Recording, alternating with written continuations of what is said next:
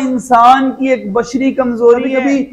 कभी कभी गैरत जो है वो गुस्से की शक्ल इख्तियार करता है। तो खुदावंद यीशु को तकने से, ईमान के बानी को तकने से हम गुस्से जैसी कमजोरी पर गालिब। यीशु को तमाचे खाते देखा है, यीशु के मुंह पर थूका जा रहा है, यीशु को गालियां दी जा रही हैं, यीशु की दाढ़ी नोची जा रही है, यीशु को कील ठोके जा रहे हैं, यीशु को मसलूब किया जा रहा है, और यीशु कहते हैं ए बाप। खुदावंद का शुक्र करते हैं कि खुदा ने हमें एक बार फिर इकट्ठे होने का और कलाम की स्टडी करने का फजल बख्शा है। खुदावंद का इस बात के। लेकिन अब तुम भी इन सब को यानी गुस्सा और कहर और बदखाही और बदगोई और मुंह से गाली बकना छोड़ दो। एक दूसरे से झूठ ना बोलो, क्योंकि तुमने पुरानी इंसानियत को उसके कामों समेत उतार डाला और नई इंसानियत को पहन लिया है, जो मार्फत हासिल करने के लिए अपने खालिक की सूरत पर नई बनती जाती है।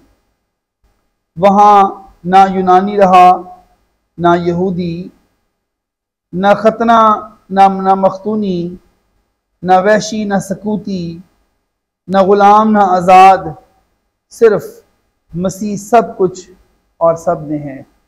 पाकलाम के पढ़े और सुने जाने पर खुदावंद की बरकत हो। आज की हमने जो तलावत की है, इस तलावत में मुकद्दस पौलुस रसूल जब कुलसियों की कलीसिया को खत लिखते हैं तो तीसरे बाब की 8वीं आयत में उनको एक ख़ास नसीहत करते हैं कि तुम ईमानदार होने के नाते से पुरानी इंसानियत से दिन ब दिन बाहर निकलते जाओ और नई इंसानियत में दाखिल होते जाओ और तुम लोग नए इंसान बनो। यानी आदम से निकल आओ और मसीह में दाखिल होते जाओ। और उनको नसीहत करते हुए मुकद्दस पौलुस रसूल 8वीं आयत में लिखते हैं, मेरे पीछे बोलिएगा 8वीं आयत, लेकिन अब तुम भी इन सब को यानी गुस्सा और कहर और बदखाही और बदगोई और मुंह से गाली बकना छोड़ दो। मुकद्दस पौलुस रसूल ईमानदारों को एक खास किस्म की नसीहत, हुक्म, पाकरू की मामूरी में हुक्म देते हैं, और ये हुक्म खुदा का हुक्म है। नसीहत करते हैं कि तुम अब नए मखलूक हो, तुम अब नए इंसान हो, तुम मसीह में नए बन गए हो। अब तुम लोग गुस्सा करना, कहर करना, बदखाही करना, बदगोई करना, मुंह से गाली बकना छोड़ दो। असल में अगर आप देखें तो ये जो शुरू में लफ्ज गुस्सा आया है, गुस्सा जो है कहर, बदखाही, बदगोई, मुंह से गाली बकना, ये गुस्से के फल हैं। जब इंसान को गुस्सा आ जाता है तो गुस्सा भी अपने फल पैदा करता है। गुस्सा जो है वो इंसान की एक बशरी कमजोरी है। पिछले लास्ट वीक में मैंने गुस्से पर स्टडी की और स्टडी कर रहा हूँ, बल्कि अभी मेरी स्टडी चल रही है, मैं इस पर स्टडी कर रहा हूँ, सीख रहा हूँ। तो मैंने खुदा के खादमीन से, ईमानदारों से, मुख्तलिफ लोगों से सवाल किया गुस्से के बारे में आपका क्या ख्याल है। तो बाइबल के जो तालिब इल्म हैं सबको अपनी अपनी राय देने का हक होता है, अपना ख्याल पेश करने का, राय देने का हक होता है। वो राय दे सकता है, अपना ख्याल पेश कर सकता है। तो किसी ने कहा जी गुस्सा एक लानत है, किसी ने कहा गुस्सा जो है वो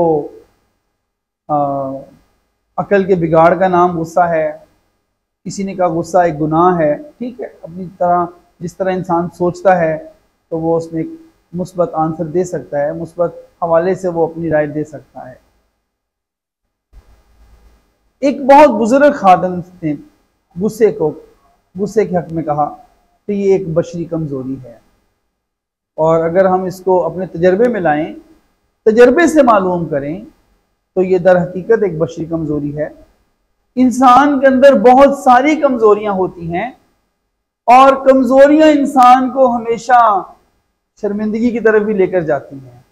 इंसान जहां जहां मनफी चीजों के आगे या ममनुआ चीजों के आगे जहां जहां इंसान कमजोर पड़ता है उसको शर्मिंदा ही होना पड़ता है और परेशान ही होना पड़ता है और पशेमान ही होना पड़ता है। मनफी चीजें जो है वो इंसान को शर्मिंदगी की तरफ ले जाती हैं। गुस्सा इंसान की एक बशरी कमजोरी है।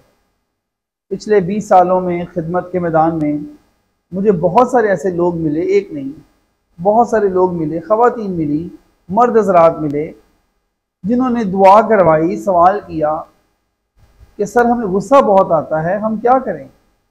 गुस्सा कंट्रोल में नहीं, गुस्सा काबू में नहीं। और जब इंसान को गुस्सा आता है तो उसकी हर हरकत और सनात से खौफ आता है। गुस्सा जब इंसान को आता है तो गुस्से में उसकी आंखें आके शोले जैसी हो जाती हैं,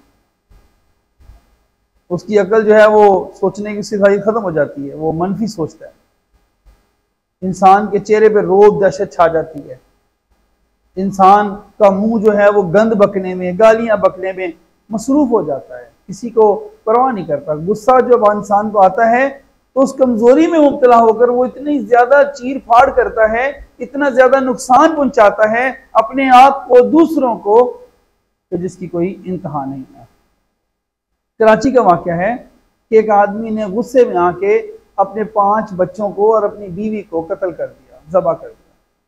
पुलिस ने अरेस्ट किया, उसने पूछा, उसने कहा गुस्सा आ गया था।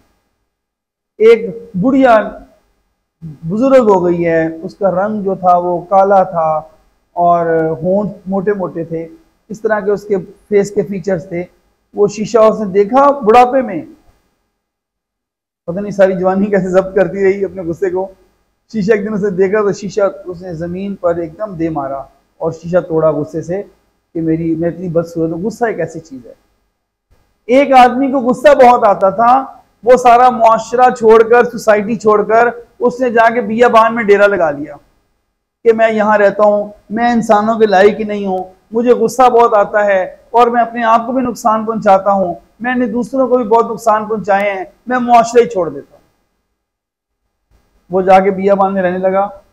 बड़ी दूर से जाके घड़े के अंदर पानी लेकर आया कंधे पे रख के, और जब वो पानी लेकर आया, घड़ा रखा उसने जमीन पर, तो घड़ा थोड़ा सा टेढ़ा हो गया, तो उसने घड़ा ही गुस्से में आके, फिर गुस्सा आ गया उसको, घड़े के ऊपर गुस्सा आ गया और उसने गुस्से में आके उसको चकनाचूर कर दिया। फिर परेशान हो गया कि अब मैं दुनिया छोड़कर आ गया, मुआशरा छोड़कर आ गया, लोगों को छोड़कर आ गया, सोसाइटी छोड़कर आ गया और मैं अब लोगों से अलग थलग रहता हूं, तो भी मुझे गुस्सा आ गया। इंसान का गुस्सा जो है वो जोश और जज्बात से शुरू होता है और शर्मिंदगी पर खत्म होता है। किसी ने क्या ही खूब कहा है, मत करो गुस्सा, इसमें अकल का नुकसान है, जोश में बेहोश होने से तुम्हारी शान है। लिखें, मत करो गुस्सा, इसमें अकल का नुकसान है, जोश में बेहोश होने से तुम्हारी शान। गुस्सा जो है वो उगल देना, अपना कहर उगल देना, ये कोई बहादुरी नहीं है। गुस्सा पीना दरअसल बहादुरी है। अपने गुस्से को पीना, एक बहादुर शख्स गुस्सा पीना जानता है और एक कमजोर शख्स जो है वो गुस्सा उगलना जानता है, कहर को गुस्सा उगलना जानता है, वो उसको काबू नहीं पा सकता। इसलिए अगर इंसान गुस्सा करे तो गुस्से में आकर इंसान अपनी अकल खो बैठता है। इसमें अकल का नुकसान है, अकल खो जाती है, अकल गायब हो जाती है गुस्से की हालत में। मैंने पहले भी कहा, गुस्से की हालत में इंसान की अकल गायब, अकल खो बैठता है, चेहरे से दहशत टपकती है, आंखें आके शोले बन जाती हैं, जुबान गंद मकने में मसरूफ हो जाती है। इंसान की हर हरकत और हरकत असनात से इंसान की जो है वो रोब और दहशत टपकता है और इंसान बड़ी अजीब हालत में चला जाता है। गुस्से का बेकायदा जज्बा इंसानियत, हमदर्दी और अखुवत का दुश्मन। एक आदत बना लें कि जो ऐसी किताबें पढ़ें जो गुस्से के खिलाफ लिखी गई हैं, या जो हलीमी पर किताबें आपको मिलती हैं, या जो आजी पर किताबें लिखी गई हैं, उन किताबों को आप पढ़ें, आपको बड़ी बरकत मिलेगी। आप उसमें से आप फिर गुस्से पर गालिब आना सीखेंगे कि कैसे गालिब आया जा सकता है। आज हम लोग जो है वो कुलसियों उसके 3 बाब की 8वीं आयत पर हम रुके हुए हैं और अब हम इसको लेकर आगे चलते हैं। एक बार फिर आप मेरे पीछे बोलें, लेकिन अब तुम भी इन सब बातों को यानी गुस्सा और कहर और बदखाही और बदगोई और मुंह से गाली बकना छोड़ दो। ठीक है, आप तजर्बा देखें गुस्से के मजीद फल कैसे पैदा होते हैं। पहले गुस्सा आता है, आप गुस्सा छोड़ दें, अच्छी बात है। पहले किसी पर गुस्सा आता है, आप गुस्सा छोड़ दें तो अच्छी बात है। गुस्सा नहीं छोड़ेंगे तो गुरूर आ जाएगा, गुरूर आपके आगे कांधे पर बैठ जाएगा। अपना रंग देखो, अपना कद देखो, अपनी तालीम देखो, अपनी जान देखो, अपनी सेहत देखो, तुम हिम्मत नहीं हारना, अपनी डिग्रियां देखो। पहले गुस्सा आता है, आप गुस्सा छोड़ दें तो अच्छी बात है। और कलाम मुकद्दस में भी लिखा है गुस्सा तो करो लेकिन गुनाह भी नहीं छोड़ेंगे तो फिर हसद आ जाएगी, फिर आप उस शख्स से हसद करने लगेंगे। जहां वो बैठा होगा आप नहीं बैठेंगे, जहां वो खाएगा आप नहीं खाएंगे, उसके नाम से नफरत करने लगेंगे। पहले गुस्सा आता है, फिर गरूर आता है, फिर हसद आ जाती है, फिर नफरत आती है, और फिर जब ये चारों चीजें मिल जाती हैं तो फिर ये दिल को कड़वा कर देती हैं और कड़वाहट जन्म ले लेती है और मोहब्बत दिल से गायब हो जाती है। और जो तख्त जहां पर खुदा का लगा होना चाहिए, जहां मोहब्बत का तख्त होना चाहिए, वहां आके नफरत का बसेरा हो जाता है। इसीलिए खुदा के कलाम में लिखा है तुम गुस्सा करो लेकिन गुनाह ना करो। अब देखिए, मैंने अभी कहा थोड़ी देर पहले कि गुस्सा इंसान की एक बशरी कमजोरी है। जो हमें अचानक से गुस्सा आता है या एकदम वो कमजोरी हम पर हावी हो जाती है, वो नुकसानदेह है। किसी की बेहतरी और भलाई के लिए अपने आप को गुस्सा चढ़ाना पड़ता है। कभी कभी गैरत जो है वो गुस्से की शक्ल इख्तियार करती है, वो एक अलग बात है। गुस्सा तो खुदावंद यीशु मसीह ने भी किया। खुदावंद यीशु मसीह ने कोड़ा लिया और हैकल में सारे जो नकदी वाले कारोबार थे और जो परिंदे बेचते थे, चीजें बेचते थे, सब्जी फरोश थे, यीशु मसीह ने उनको कोड़े से मारा, उनको निकाला, उन पर गुस्सा किया, यीशु ने बुरा मनाया और यीशु ने उनको वहां से निकाला। तो गुस्सा जो है, अगर गैरत गुस्से की शक्ल इख्तियार करे लेकिन फिर भी उसके बाद गैरतमंद शख्स गुस्से की शक्ल इख्तियार होने के बाद भी गुनाह ना करे। गुस्सा करो लेकिन गुनाह ना करो। अगर हम गैरत में आके हमारी आंखें लाल होती हैं, या बच्चों की तरबियत के लिए गुस्सा आता है, या उस्ताद का शागिर्द की तरबियत के लिए गुस्सा आता है, या किसी को बेहतरी की राह पर डालने के लिए गुस्सा आता है, तो फिर गुस्सा बुरा नहीं है।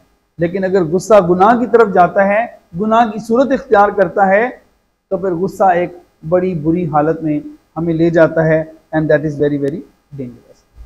तो आज हम ये सीख रहे हैं कि गुस्सा इंसान की कमज़ोरी है, और मुक़द्दस पौलुस रसूल कुलसियों के ख़त में ख़ास तौर पर लिखते हैं कि अब तुम बदलते जाओ, गुस्सा, बदखाही, बदगोई, ये सब कुछ छोड़ते जाओ। अब तुम नए मखलूक हो, तुम्हारे रवैये आजिज़ हों, तुम्हारे रवैये हलीम हों। तो चलिए आज हम देखते हैं, अब हम सीखने लगे हैं कि गुस्से का इलाज क्या है। अगर ये इतनी बुरी चीज़ है और खुदा का कलाम हमें ये नसीहत करता है कि हम इसको छोड़ दें, तो ज़रा निकालिए इब्रानियों का ख़त, उसका 12वां बाब और 12वें बाब की दूसरी आयत, हिब्रूज चैप्टर 12 वर्स। और ईमान के बानी और कामिल करने वाले यस्सु को तकते रहें, जिसने उस खुशी के लिए जो उसकी नज़रों के सामने थी, शर्मिंदगी की परवाह न करके सलीब का दुख सहा और खुदा के तख्त की तरफ, दहनी तरफ जा बैठा। बाइबल मुकद्दस बयान करती है, इब्रानियों के नाम जब खत लिखा गया तो इब्रानियों के खत का मुसन्निफ रूह की मामूरी में लिखता है कि ईमान के बानी कामिल करने वाले यस्सु मसीह को तकते रहें। अगर हम गुस्से पर गालिब आना चाहते हैं, अगर हम किसी भी ऐसी अपनी कमजोरी पर गालिब आना चाहते हैं जो हमें गरूर, तकब्बुर, घुमंड, बदखाही, बदगोई की तरफ लेकर जाती है, तो इसका बेस्ट सोल्यूशन ये है कि हम खुदावंद यीशु मसीह पर जो ईमान का बानी है, हम उसको तकते रहें, उस पर गौर करें। मैं अभी तक मुझे याद है कि मैं ईमान के बानी को तकने की बाबत बात करूंगा कि मैं खुदा का शुक्र करता हूँ, जब मैंने ये जगह ली तो खुदा ने आसमान पर से मेरे पर ये फजल जारी किया और खुदा ने मेरे पर ईमान का दरवाज़ा खोला। जब ये जगह ली 2013 में, उस टाइम मेरे पास 1,60,000 रुपये थे और ये जगह उसने कहा कि मैं 6 लाख की फाइनल दूंगा। 2013 की बात है। तो मैंने बड़े ईमान से जब मैं यहाँ पर आया और जाके दुआ मांगी और मुझे अंदाज़ा हुआ कि मुझे खुदा ने इजाज़त दे दी है, तो मैंने कुछ नहीं सोचा, मैंने 1 लाख रुपया उसका आके एडवांस दे दिया और चंद दिनों में खुदा ने पैसे भी पूरे कर दिए। और जब जगह ले ली तो गली के चौक पर यहाँ पर एक केबन वाला था, शायद आपको याद होगा कैसर को, एक केबन वाला था, वो ट्रॉली वाला केबन था उसका, वो पान गुटके बेचता था। तो जब मैंने जगह ली तो मैं गली में एंटर हुआ तो मैंने कहा हो, ये तो गली के चौक पर जो है वो पान गुटके बेचता है, मेरे बच्चे निकलेंगे, ये वो, तो माहौल ही अच्छा नहीं। तो मैंने जब आना, यस्सु नाम में केबन वाला चला जाए, यस्सु नाम में यहाँ से केबन वाला चला जाए, वो ट्रॉली वाला केबन था, टायर वाला, यस्सु नाम में ये चला जाए, ये चला जाए। तो अभी घर की कंस्ट्रक्शन चल रही थी कि केबन वाला वहाँ से उसने केबन अपना हटाया और वो गली के उस चौक पर, उस साइड पर चला गया। फिर मैंने कहा ना, यस्सु नाम से यहाँ से भी जाए, यहाँ से भी जाए, यहाँ से भी जाए, यहाँ से भी जाए। फिर वहाँ से हटा, उसने आगे शॉप खोली, बर्फ वाली जो शॉप है वहाँ पे, उसने वहाँ पे शॉप खोल ली। फिर मैंने जब वहाँ से मैं कह शॉप भी इसकी जाए, इसकी शॉप भी यहाँ से जाए, गुटकों का सिलसिला खत्म हो जाए यहाँ से। अच्छा, वो शॉप भी खत्म हो गई और एक लंबे अरसे के बाद मुझे ये ज़िया कॉलोनी के अंदर ही मिला। ओ सर कैसे हैं आप? मैंने कहा और भाई किधर होते हैं आजकल? तो वो कहने लगा कि हम ये ज़िया कॉलोनी छोड़कर, तो मुझे एग्जैक्टली इलाका याद नहीं, शायद लियारी या न्यू कराची में हम चले गए यहाँ से। तो मैंने तो उसके केबन के लिए दुआ मांगी तो वो घर भी छोड़ के चले गए यहाँ से। ईमान के बानी और कामिल करने वाले यस्सु को तकते रहे। फिर गली में पानी नहीं था, यस्सु नाम में पानी आ जाए, यस्सु नाम में पानी आ जाए, यस्सु नाम में पानी आ जाए, पानी आ गया। फिर गली के कॉर्नर पर ऊपर करके स्नूकर का क्लब था। एक दिन रात को 2 बजे उठा मैं और 2 बजे उठ के जाके मैंने दोनों हाथ दीवार पे रखे, मैंने कहा यस्सु नाम में ये स्नूकर बंद हो जाए, यस्सु नाम में स्नूकर बंद हो जाए। सर्दियों के दिन थे, गली में सन्नाटा था सारा, यस्सु नाम में स्नूकर बंद हो जाए। बस थोड़ी सी दुआ करके वापस आ गया। पता नहीं वो क्या मसला बना उनका कि उनको वहां से स्नूकर जो था खुफिया तौर पर तोड़ तोड़ कर उन्हें पीस कर करके वहां से निकाला स्नूकर। फिर यहाँ पे एक जगह ली तो टैंक नहीं था, खुदावंद पानी कहाँ डलवाएं, घर कैसे बनेगा, काम कैसे शुरू होगा, कभी क्या करें। फिर दुआ मांगनी, खुदावंद बंदोबस्त कर। तो फिर सुबह सुबह मैंने देखा कि हमारे पड़ोस एक आंटी आई हैं, तो कहती बेटा हमारा टैंक खाली है तो आप वहाँ पानी डलवा लें। तो जब मैं 8 बजे आया तो वही सेम आंटी जो मैंने ख्वाब में देखी थी, वही आंटी थी, वही कपड़े पहने हुए थे और वही उनके मुंह में बात थी कि टैंक हमारा खाली है तो आप उसमें पानी डलवा लें। ईमान के बानी कामिल करने वाले यस्सु को तकते रहें जब तक आप, यस्सु कहते हैं देख मैं दरवाजे पर खड़ा हुआ खटखटाता हूं, जो कोई मेरी आवाज को सुनता है, दरवाजा खोलता है, मैं अंदर आऊंगा और मैं अंदर आकर उसके साथ खाना खाऊंगा। तो जब तक आप ईमान का दरवाजा नहीं खटखटाएंगे, आप दरवाजा खुलेगा, आप अंदर जाएं या ईमान का बानी बाहर आए, जब तक आपकी मुलाकात ईमान के बानी से नहीं होगी, आपका ईमान नहीं बढ़ेगा, उतनी देर तक काम नहीं बनेगा। हम जहां हैं हमारा ईमान वहीं रहेगा। और लिखा है बगैर ईमान के उसको पसंद आना नामुमकिन है। आज बात हो रही है गुस्से की, गुस्से के हवाले से बात कर रहे हैं कि गुस्से पर कैसे गालिब आना है। बात ईमान की तो नहीं हो रही, लेकिन चलते चलते बात हुई है यीशु को तकने से, ईमान के बानी को तकने से हम गुस्से जैसी कमजोरी पर गालिब आ सकते हैं। अब ऐसा 10 मत्ती की इंजील 11वां बाब 28वीं आयत, ए मेहनत उठाने वालों और बोझ से दबे हुए लोगों, सब मेरे पास आओ, मैं तुमको आराम दूंगा। आगे देखिए 29वीं आयत में क्या लिखा है, मेरा जुआ अपने ऊपर उठा लो और मुझसे सीखो, क्योंकि मैं हलीम और दिल का फरोतन हूं, तो तुम्हारी जानें आराम पाएंगी। क्योंकि मेरा जुआ मुलायम है और मेरा बोझ, मेरे पीछे बोलें, ए मेहनत उठाने वालों और बोझ से दबे हुए लोगों और बोझ से दबे हुए लोगों, सब मेरे पास आओ, मैं तुमको आराम दूंगा। मेरा जुआ अपने ऊपर उठा लो और मुझसे सीखो, क्योंकि मैं हलीम हूं और दिल का फरोतन, तो तुम्हारी जानें आराम पाएंगी। 30वीं आयत, क्योंकि मेरा जुआ मुलायम है और मेरा बोझ हल्का।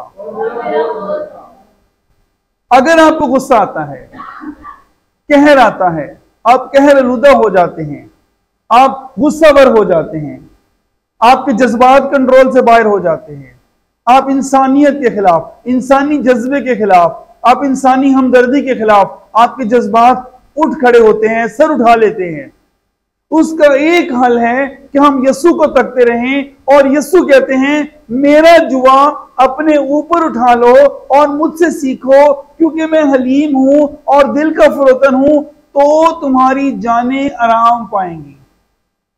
18वीं सदी का वाकया है। 18वीं सदी के एक फादर, टोलूस शहर के फादर थे। वो फादर गरीबों की और बेवाओं की बड़ी मदद करते थे।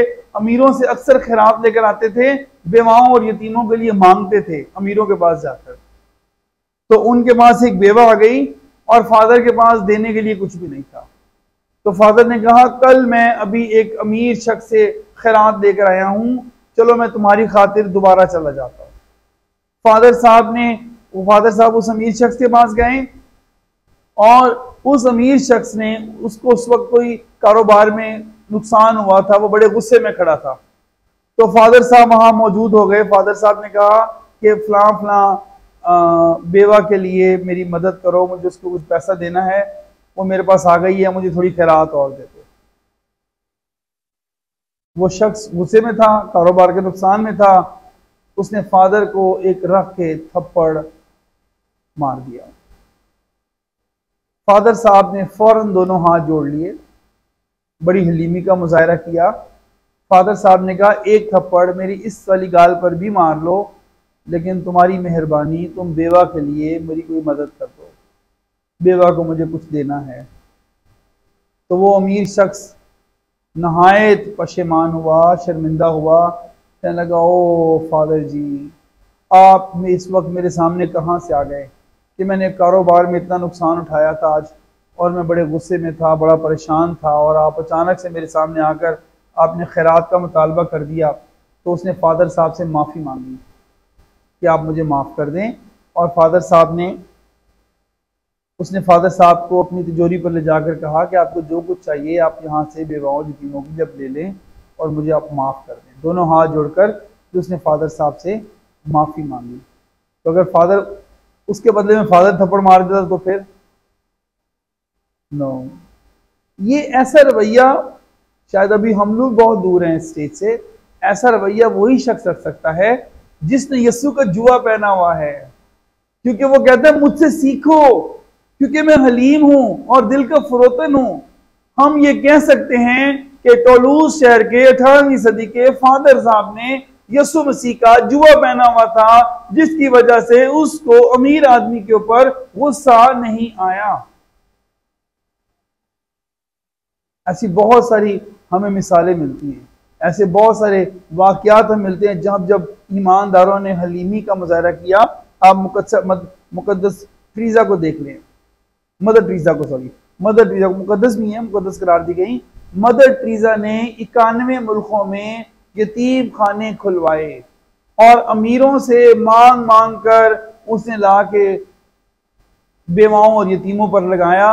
और मदर ट्रीजा वहां जाकर खिदमत की है कि शायद उन इलाकों के पास से भी हमारी गाड़ी गुजरे तो हम एक बहुत बड़ा कपड़ा जो है या रुमाल अपने मुंह पर रख लें, इतनी ज्यादा बदबू आती थी।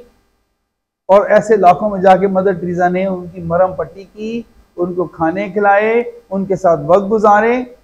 Oh that's amazing. Mother Teresa के बारे में भी एक बात मशहूर है कि जब वो एक हिंदू से इमदाद के लिए गई तो हिंदू ने उनके हाथ पर थूक दिया, तो मदर ट्रीजा ने मुट्ठी बंद करके कहा, ये तो मेरे लिए हो गया, लेकिन आपको यतीमों बेवाओं के लिए भी दे दो। तो उस हिंदू ने भी पाँव में गिरकर तो उसने माफ़ी मांगी। उसने कहा कि तू वाकई मदर है, तू वाकई माँ है, और मैं तो ऐसे समझता क्रिश्चियनों को, लेकिन आज मुझे पता चल गया कि तू वाकई माँ है, और अब तुझे जब भी चाहिए हो तुझे सीधा मेरे पास आना है, मैं तेरी मदद करूंगा बेवाओं और यतीमों के लिए। आज पूरे इंडिया में मदर टेरेसा का नाम है। बड़े बड़े पॉलिटिशियंस, बड़े बड़े सरकारी मुलाजमीनों के दफ्तर में मदर टेरेसा की तस्वीर लगी। बहुत साल पहले मुझे मिस वर्ल्ड का प्रोग्राम देखने का इत्तेफाक हुआ CNN न्यूज़ के ऊपर। तो एक हिंदू लड़की ने मिस वर्ल्ड का जो ताज था वो जीता था, क्राउन। तो उसे पूछा गया स्टेज के ऊपर, क्या आप स्टेज पर खड़ी होकर आप किसको सल्यूट करेंगी? तो वो जो लड़की थी वो रोने लग गई, उसने अपने मेकअप की परवाह भी नहीं की और रो कर उसने कहा, मैं यहाँ पर माइक पकड़ के कहा, आंसुओं के साथ कहा कि मैं इस वर्ल्ड स्टेज के ऊपर खड़े होकर मदर टेरेसा को सल्यूट करूंगी। क्या बात है। मदर टेरेसा की हलीमी की मिसालें बेशुमार खुदा के खादमीन हैं, पादरी साहबान हैं, फादर साहबान हैं, सिस्टर साहबान हैं। हिस्ट्री के अंदर, तारीख के अंदर उन्होंने अपनी मिसालें कायम की हैं। उनकी हलीमी आज भी बोलती है। पादरी साहब हैं, उनके बारे में एक पुरानी कहावत है जो अक्सर मैंने बुजुर्ग खादमों के मुंह से उनकी मिसाल सुनी कि एक पादरी साहब थे, तो वो एक गली में एक फुटपाथ पर बैठ के उनकी घुटने से पैंट फट गई, तो वो सुई धागा निकालकर घुटने से अपनी पैंट सिलाई कर रहे थे। तो एक शख्स ने जाते जाते मजाक किया कि पादरी साहब बहुत पहन ली अब ये पैंट, अब पैंट नहीं ले लो, बदल लो पैंट अब। तो पादरी साहब ने कहा, पैंट के पैसे तो मेरे बैग में हैं, मेरा भी दिल कर रहा था, लेकिन मैंने सोचा कि मेरी कलीसिया में एक बच्चे के पास देने के लिए फीस नहीं है, तो क्यों ना मैं अपनी पैंट के पैसे जो हैं वो उसको दे दूं। तो ये पैंट के पैसे मैंने रखे हुए हैं, अपनी पैंट के पैसे किसी को फीस देने के लिए मैं पैंट नहीं लूंगा। पैंट तो मैं सिलाई करके गुजारा कर लूंगा, लेकिन मेरी एक कुर्बानी से उसकी 1 महीने की फीस चली जाएगी। कहाँ से लाओगे ऐसे ईमानदार? कहाँ चले गए ऐसे ईमानदार? आज के दौर का तो ईमानदार कहता है बस सब कुछ मेरे लिए हो, सारी आसाइशें मेरे लिए हों, सजदा सारा मेरे लिए हो, मैं कोई कुर्बानी ना दूं और नारे भी यस्सु के लगाऊं और दुनिया को बता दूं कि मैं यस्सु का पैरोकार हूं, मैं यस्सु का दीवाना हूं और मैं यस्सु का परस्तार हूं। ये वही शख्स कर सकता है जिसने यस्सु का जुआ अपने ऊपर लिया हुआ हो। हम कह सकते हैं मदर टेरेसा ने यस्सु का जुआ अपने ऊपर लिया था। हम कह सकते हैं टूलूज़ शहर के एक फादर ने वो जुआ अपने ऊपर ले लिया। मुझसे सीखो, यीशु कहते हैं मैं उस्ताद हूं, वो दावा करते हैं, और मैं हलीम हूं और मैं दिल का फरोतन हूं, तो तुम्हारी जानें आराम पाएंगी। तो आज हमने खुदावंद की कलाम मुकद्दस में से ये सीखा है कि गुस्सा क्या है। पहली बात, गुस्सा इंसान की बशरी कमजोरी है। गुस्से पर गालिब कैसे आना है? गुस्से पर गालिब आने के लिए मैं यस्सु को, ईमान के बानी को तकने की जरूरत है। गुस्से पर गालिब आने के लिए हमें यस्सु का जुआ अपने ऊपर लेने की जरूरत है। मैं कहता हूं जिस मसीही ने, बल्कि आज के बाद मैं भी एक नए तरीके से टॉपिक को स्टडी करूंगा, जिसने कलवरी का रास्ता स्टडी किया ना, कलवरी की राह को स्टडी किया है, कलवरी को स्टडी किया है, जिसने अंजीले मुकद्दसा में यस्सु को तमाचे खाते देखा है, यस्सु के मुंह पर थूका जा रहा है, यस्सु को गालियां दी जा रही हैं, यस्सु की दाढ़ी नोची जा रही है, यस्सु को कील ठोके जा रहे हैं, यस्सु को मसलूब किया जा रहा है, और यस्सु कहते हैं ऐ बाप इनको मुआफ कर। और वही यस्सु हमसे कहते हैं मेरा जुआ अपने ऊपर पहन लो, मेरा जुआ पहनो तो तुम्हारी जानें आराम पाएंगी, वरना तुम्हारी जानें आराम नहीं पाएंगी। खुदावंद आपको आज के कलाम के वसीला से बरकत दे।